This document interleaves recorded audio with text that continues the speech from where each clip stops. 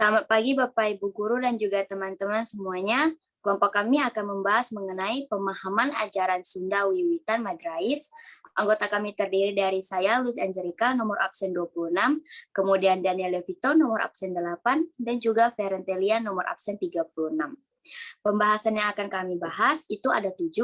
Yang pertama pengertian, kedua eksistensi, yang ketiga tempat awal kemunculan dan persebaran, kemudian sistem kepercayaan, yang kelima ritual-ritual, yang keenam tempat penyembahan, dan yang terakhir adalah benda pusaka. Pembahasan pertama yang akan kami bahas itu adalah mengenai pengertian. Pengertian Sunda Wiwitan Madrais itu adalah merupakan ajaran yang berdasar kepada kepercayaan atau ajaran Sunda kuno yang dikenal juga dengan Pikuku Tilu, di mana ajaran ini masih menganut paham animisme dan juga memiliki ajaran yang lengkap. Selain itu, yang pembahasan kedua itu adalah mengenai eksistensi, di mana di dalam eksistensi ini, aliran kepercayaan Sunda Wiwitan masih bertahan dan memiliki penganut setia di wilayah kota Cimahi, yaitu Provinsi Jawa Barat.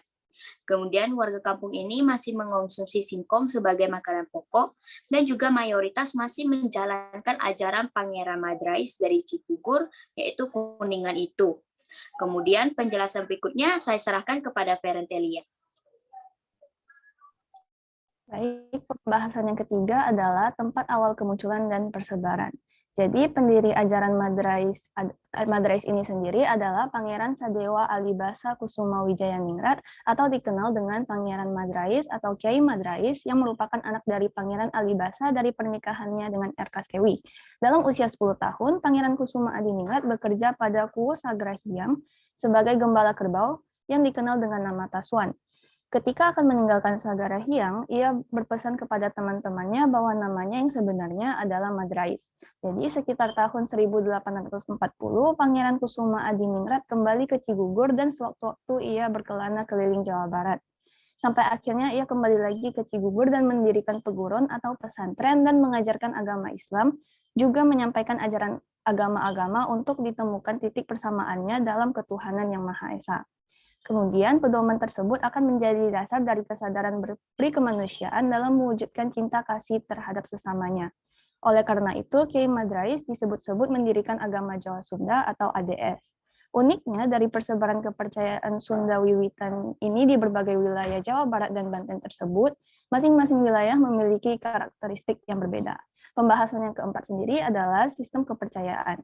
Jadi dalam prakteknya, penganut kepercayaan Sunda Wiwitan menerapkan sistem monoteisme kuno lewat kehadiran kekuasaan tertinggi. Kekuasaan tertinggi itu biasa disebut sebagai Sang Hyang Kersa atau Gusti Sikang Sawiji-wiji. Dalam sistem kepercayaannya sendiri, masyarakat penganut Sunda Wiwitan mempercayai akan kekuasaan tertinggi pada Sang Hyang Kersa atau Nungersaken. Masyarakat penganut Sunda Wiwitan juga mempercayai 3 alam yang menaungi manusia sebagai makhluk ciptaannya. Ketiga alam tersebut ialah Buana Nyungcung, Buana Panca, dan Buana Larang. Selanjutnya pembahasan yang kelima adalah tentang ritual-ritual. Ritual yang pertama adalah sunat. Para pengikut ADS tidak diperkenankan oleh pemimpinnya untuk melakukan sunat khitan atau sunat karena sama halnya dengan menghilangkan sebagian anggota tubuh manusia. Jika manusia melakukan praktik sunat, yang berarti tidak menjaga kesempurnaan yang diberikan Tuhan kepada manusia itu sendiri. Dengan demikian, orang yang melakukan sunat dianggap sebagai orang yang tidak dapat bersyukur dan juga sangat kufur. Ritual yang kedua adalah ritual pernikahan. Jadi pernikahan masyarakat ini bertumpu pada apa yang disebut sebagai awal tunggal akhir jadi sawiji, yang artinya setiap manusia itu pada mulanya tunggal sebagai hamba Tuhan dan hidup sendiri. Dan pada akhirnya mereka akan menyatu dengan pasangannya masing-masing dalam kehidupan melalui suatu hukum dan hubungan batin yang terjalin. Maka dari itu, calon pengantin diharuskan meminta persetujuan kepada kedua orang tuanya masing-masing terlebih dahulu. Ketika sudah disetujui, maka mereka akan diwajibkan menjalani tradisi masar agar kedua calon pasangan yang akan menikah itu jima dan tidak lagi berubah pikiran. Penganut ini juga tidak diperkenankan untuk mengikat janji suci perkawinan di depan seorang penghulu karena pemimpin upacara pernikahannya adalah penggawa khusus yang telah ditentukan oleh pimpinan ADS itu sendiri. Dan ritual yang terakhir adalah ritual kematian. Jadi penganut Madrais yang sedang menghadapi sakaratul maut akan ditunggu oleh kawan-kawannya sambil dikatakan wajon lawan, yang dimana artinya adalah ayo lawan, dan bila ia meninggal mereka akan berkata hibet olehan, yang sama artinya dengan lo tukang kalah. Jenazah akan dibungkus dengan kain hitam dan dimasukkan ke dalam peti mati kayu jati. Setelah dimasukkan ke dalam liang kubur, tempat peristirahatan jenazah itu akan ditaburi dengan arang, kapur, dan beras. Posisi orang yang meninggal akan diatur, di mana posisi kaki dan tangannya harus agak terlipat, dan makam dari jenazah itu tidak berada pada satu tempat dengan pemakaman umat beragama lain. Pembahasan selanjutnya akan dilanjutkan oleh Daniel. Yang keenam, tempat penyembahan. Pamujungan atau kabuyutan. Pamujungan merupakan punden beronda yang biasanya terdapat di bukit dan terdapat menhir, arka, batu cengkuk, batu mangkuk, batu pipih, dan banyak sekali di Tatar Sunda seperti Balai Pamujan, Genter Bumi, Situs Cengkuk, Gunung Padang, Kabuyutan Galunggung, Situs Kawali, dan lainnya.